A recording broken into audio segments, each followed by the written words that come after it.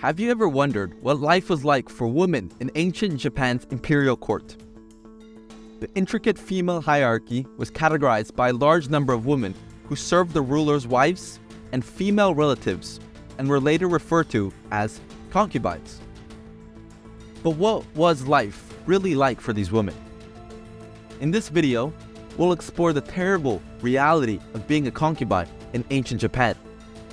So if you want to learn more about the harsh realities of life as a concubine in ancient Japan, keep watching until the end.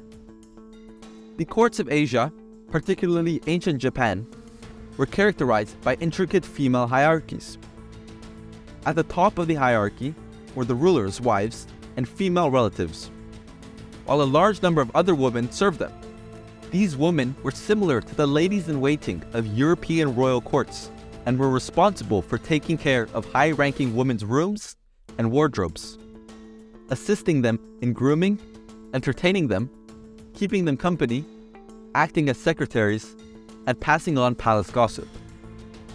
In ancient China, where polygamy was common, these women were also available to the monarch for sexual services, and were later referred to as concubines. If these women caught the emperor's attention, they could be elevated to the highest position in the court. However, if they disobeyed or showed any sign of incompetence, they could be banished from the kingdom, or in some cases, executed.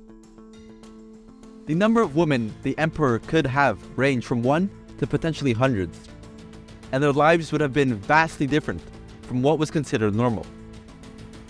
Punishment for these women were harsh, with elegance being one of the most crucial traits expected of a concubine. Failing to meet these expectations could result in banishment or even execution. In fact, executions were not uncommon in the courtyard, especially if a concubine embarrassed the emperor during a meeting with a foreign dignitary. In ancient times, gossip and conspiracy against the emperor were heavily frowned upon. A tale of two concubines who conspired to poison the empire and escape serves as an example. The conspirators were apprehended and punished by execution through a method known as a long chime, which is also called death by 1,000 cuts. This excruciating method involved the executioner taking numerous tiny deep cuts in the skin of the criminal, causing intense pain and blood loss until death. In Confucianism, wives were expected to have no thoughts of jealousy, but this was often not the case.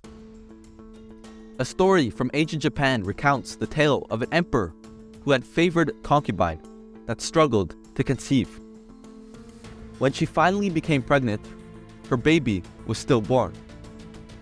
If she discovered that another concubine was pregnant, she would force them to undergo an abortion.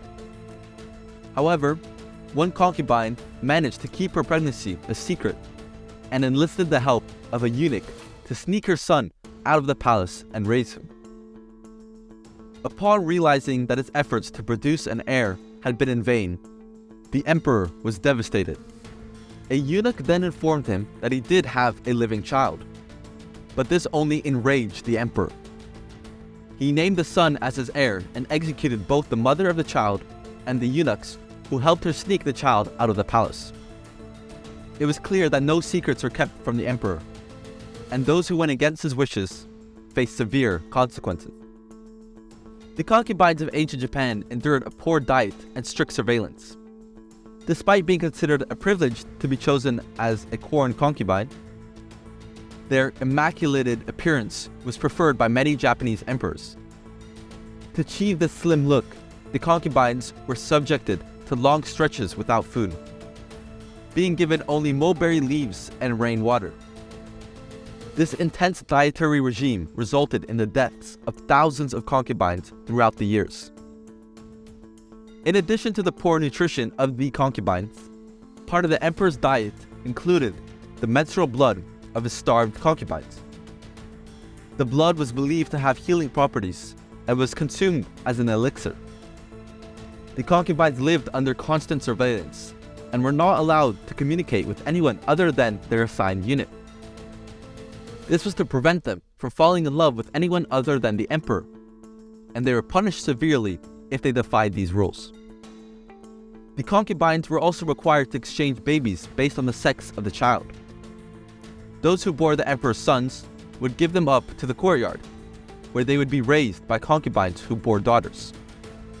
Likewise, concubines who bore daughters would submit their children to the courtyard, and they would be raised by concubines who bore sons. This was done to prevent anyone from stealing a child, as it was impossible to identify whose child belonged to who. During ancient Japan, the life of a concubine was far from ideal, as they were often used as sacrifices. The emperor himself would invite them to his courtyard and treat them as he pleased, even offering his own selected concubines as sacrifices.